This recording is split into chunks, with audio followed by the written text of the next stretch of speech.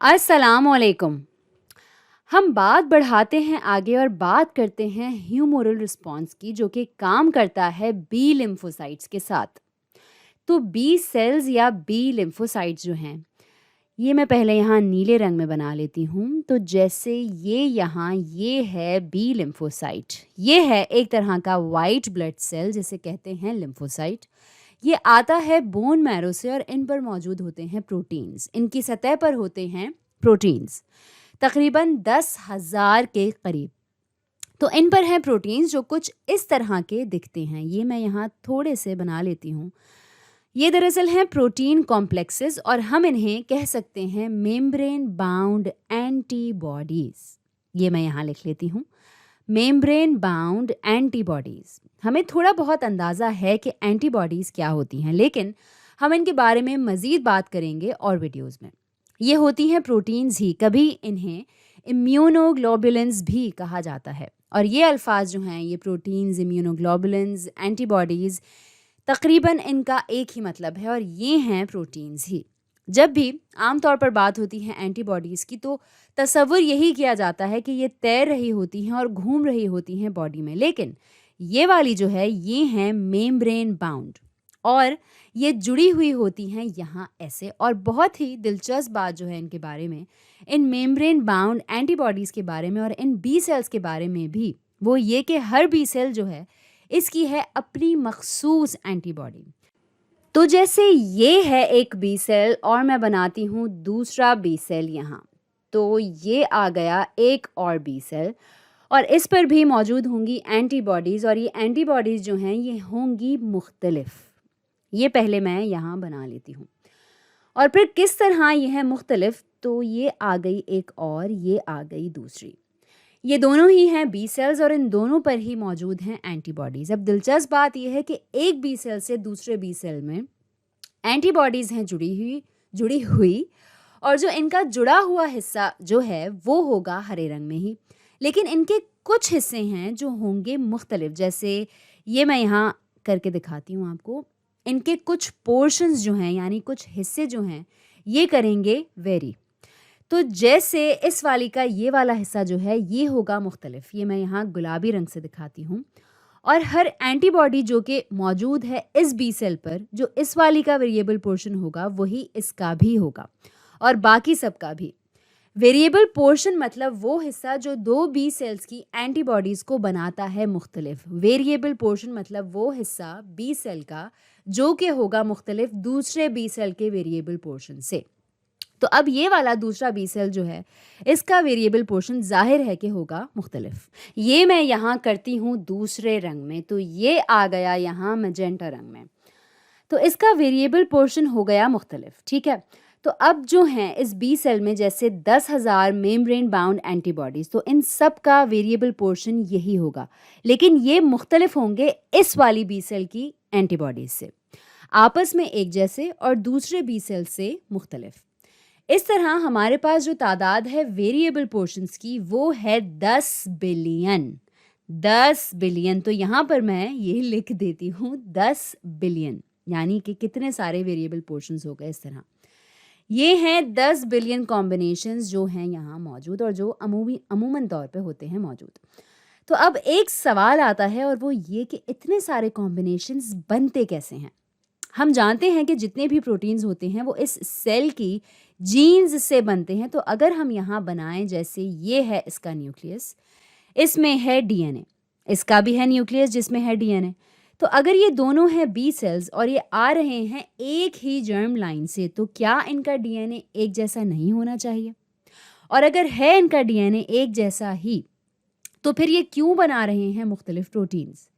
कैसे ये तब्दील हो रहे हैं? यही चीज़ है जो बी सेल्स को बहुत दिलचस्प बनाती हैं और टी सेल्स को भी। ये अपने पनपने के मरहले में या डेवलप होने के प्रोसेस में, अपने हेमाटोपोइसिस में जो कि लिम्फोसाइट्स का बनना होता है, तो एक स्टेप ऐसा आता है इनकी डेवलपमेंट में जिसमें इनके डीएनए में रद्द-बदल होती है। इसके एक हिस्से में तब्दीली आती है जो कि कोड करता है इसके लिए, प्रोटीन्स के इन हिस्सों के लिए। बहुत सारी शफलिंग होती है, बहुत तब्दीलियाँ आती हैं इस मरहले में। जब भी हम बात करते हैं डीएनए की तो अक्सर बात की जाती है मालूमात या इन्फॉर्मेशन को महफूज करने की और शफलिंग की नहीं। लेकिन जब ये लिम्फोसाइट्स ये बी सेल्स बड़े हो रहे होते हैं तो इनके बड़े होने के एक मरहले में यहाँ होती है ये रीशफलिंग इस डीएनए की, जो कि कोड करता है इन प्रोटीन्स के मुख्तलिफ हिस्सों को। और यही वजह है जो हमें इतनी डाइवर्सिटी और इतनी सारी मुख्तलिफ शक्लें देखने को मिलती हैं यहाँ इन मेम्ब्रेन बाउंड इम्यूनोग्लोबुलिन्स की, बल्कि मेम्ब्रेन बाउंड इम्यूनोग्लोबुलिन्स के वेरिएबल पोर्शंस में। ठीक है, अब बात बढ़ाते हैं आगे। बहुत सारी चीज़ें हैं जो हमारी बॉडी को कर सकती हैं इन्फेक्ट, क्योंकि वायरसेस हर वक्त कर रहे होते हैं म्यूटेट, और बैक्टीरिया भी। तो हम नहीं जानते कि कौन सी चीज़ कब हमारे जिस्म में हो जाएगी दाखिल। तो जो काम बी सेल्स के ज़रिए इम्यून सिस्टम ने किया है और हम टी सेल्स में भी यही काबिलियत देखते हैं, वो ये कि इसने कहा है कि जनाब मुझे सिर्फ एक गुच्छा या एक बंच उठाने दें उन चीज़ों के कॉम्बिनेशंस का जो कि जहाँ भी चाहें हो सकें आसानी से बाइंड, यानी जहाँ चाहें वहाँ जाकर जुड़ सकें। तो जैसे अगर यहाँ आया एक नया वायरस या नया बैक्टीरिया, ठीक है, हम यहाँ पर पैथोजन का लफ्ज़ इस्तेमाल कर लेते हैं। पैथोजन से मुराद कोई भी फॉरेन बॉडी होती है, वो वायरस हो या बैक्टीरिया, तो हम पैथोजन का लफ्ज़ इस्तेमाल करेंगे। दुनिया ने जैसे पहले कभी नहीं देखा हो ऐसा पैथोजन आया है बॉडी में, ठीक है। तो अब ये बी सेल आया और टकरा कर वापस चला गया। इसने इससे बाइंड नहीं किया, यानी ये इससे नहीं जुड़ पाया। फिर आया दूसरा बी सेल, ये भी नहीं जुड़ सका। और फिर बहुत सारे और हज़ारों बी सेल्स आए और कोई भी इससे नहीं जुड़ पाया।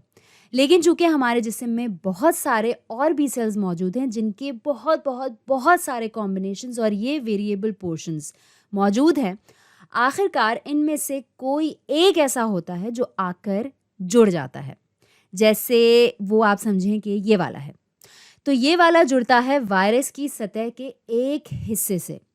तो जैसे अगर ये हिस्सा है यहाँ जिससे ये जुड़ा है जाकर, इस हिस्से को कहते हैं एपिटोप।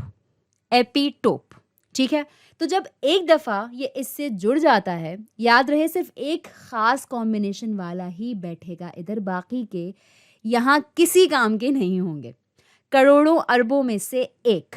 और जब ये जुड़ जाता है तो ये काफ़ी इतराता है और कहता है, हाँ भाई तुम सब किसी काम के नहीं हो, मैं हूँ इस नए नवेले पैथोजन से जो कि कर गया हूँ मैच। ये हो जाता है एक्टिवेट जुड़ने के बाद। इसने पैथोजन से किया बाइंड और फिर ये हो गया एक्टिवेट। अच्छा, यहाँ एक बात बहुत अहम है और वो ये कि एक्टिवेशन में यहाँ किरदार होता है हेल्पर टी सेल्स का भी, लेकिन हम इस वीडियो में अभी इस पर बात नहीं करेंगे, वो ज़रा ज़्यादा कंफ्यूजिंग हो जाएगा। ठीक है, तो यहाँ हम फ़र्ज़ करते हैं कि जैसे एक्टिवेशन का अमल जो है वो हो गया है पैथोजन से जुड़ने के बाद। अब हम इसके आगे की बात करते हैं। लेकिन अक्सर औकात बल्कि बहुत दफ़ा हमें ज़रूरत पड़ती है हेल्पर टी सेल्स की यहाँ इस जगह पर, और हम ये भी बताएंगे कि ये ज़रूरी क्यों है अपनी आगे आने वाली वीडियोज़ में, और ये ज़रूरी है हमारे इम्यून सिस्टम के लिए भी। खैर, तो वापस आते हैं। अब एक दफ़ा ये हो जाता है एक्टिवेट तो ये शुरू कर देगा अपने क्लोन्स बनाना। ये कहेगा कि मैं हूँ इस वक्त ज़रूरत वक्त और मैं ही हूँ जो जुड़ सकता हूँ इससे, इसलिए मैं करूँगा अपने आप को रेप्लिकेट। ये करना शुरू करेगा ख़ुद को क्लोन, कह लें कि अपनी नकल बनाना शुरू कर देगा, और इस तरह हमें मिलेंगी इसकी बहुत सारी शक्लें, और इन पर भी मौजूद होंगी ये मेम्ब्रेन बाउंड इम्यूनोग्लोबुलिन्स, और ये बन जाएंगी बहुत बहुत बहुत सारी शक्लें इसकी। इनमें कुछ मेमोरी सेल्स भी बनेंगे जो कि सिर्फ वो बी सेल्स होंगे जो कि रहेंगे लंबे अरसे तक इस ख़ास परफेक्ट रिसेप्टर के साथ, परफेक्ट वेरिएबल पोर्शन के साथ जो मैं यहाँ बना लेती हूँ। तो ये होगा यहाँ पर हमारा मेमोरी सेल। तो अगर ये जनाब 10 साल बाद भी हिम्मत करेंगे दोबारा दाखिल होने की और जुर्रत करेंगे वापस बॉडी में आने की, तो जाहिर है ये सारे दुगनी तादाद में जुड़ेंगे फिर से इससे और एक्टिवेट हो जाएंगे। ठीक है, इनमें से कुछ बनेंगे अफेक्टर सेल्स, इन्हें प्लाज्मा सेल्स भी कहा जाता है। ये बन जाएंगे एंटीबॉडीज़ की फैक्ट्री, और फिर ये बनाएंगे बिल्कुल यही वाला कॉम्बिनेशन, और फिर ये निकालना शुरू करेंगे ये एंटीबॉडीज़ बाहर, और ये होगा बहुत बड़ी और भारी मिकदार में, जो कि काबिलियत रखती हैं इस नए पैथोजन से जुड़ने की। एक एक्टिवेटेड इफेक्टर सेल जो है ये बनाता है 1 सेकंड में 2000 एंटीबॉडीज। तो सोचिए अगर ऐसा हो तो एक वक्त में आपके जिस्म में कितनी सारी एंटीबॉडीज घूम रही होंगी और जा रही होंगी बॉडी टिश्यू में। और इसकी जो वैल्यू है और क्यों ये ह्यूमरल सिस्टम है वो इसलिए क्योंकि अचानक से आपके अंदर हैं ये वायरसेस जो कि इन्फेक्ट कर रहे हैं आपके निज़ाम को, लेकिन अब आप बना रहे हैं ये सारी एंटीबॉडीज़, ये इफेक्टर सेल्स जो कि हैं फैक्ट्रीज। तो ये ख़ास एंटीबॉडीज़ जो हैं ये जुड़ेंगी इस तरह, ये मैं यहाँ दिखाऊं। तो ये जुड़ेंगी इस तरह इन वायरसेस से और इनकी कुछ ख़ास चीज़ें हैं। पहली चीज़ ये है कि ये टैग करते हैं या निशानदही करते हैं इनकी फैगोसाइटोसिस के लिए। इस मरहले को कहते हैं ऑप्सोनाइजेशन। इसे कहते हैं ऑप्सोनाइजेशन। तो जब भी आप किसी भी मॉलिक्यूल को टैग करते हैं या इसकी निशानदही करते हैं फैगोसाइट्स के लिए ताकि वो आकर इन्हें खा ले, इस मरहले को कहते हैं ऑप्सोनाइजेशन। और इस तरह ये वायरसेस नाकाम होते हैं अपना काम करने में। एक और चीज़ ये कि इन एंटीबॉडीज़ पर मौजूद होती हैं ये 2 चेन्स। 2 होती हैं हेवी चेन्स और 2 होती हैं लाइट चेन्स। और फिर होता है बहुत ही ख़ास वेरिएबल पोर्शन जिसकी हमने बात की।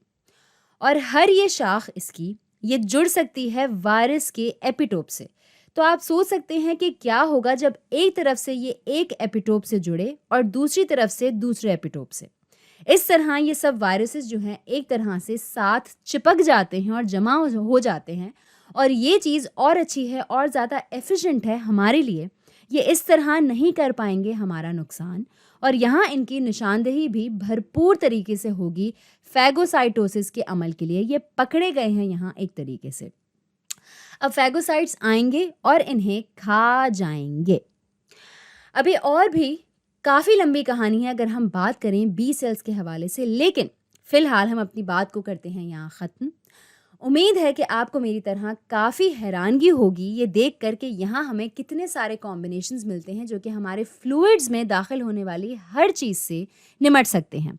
लेकिन अब भी मसले का हल पूरी तरह से नहीं निकला है। तब क्या होता है जब मौजूद होते हैं कैंसर सेल्स, या तब क्या होता है जब ये दाखिल हो जाते हैं और इनफिल्ट्रेट कर लेते हैं हमारे सेल्स को।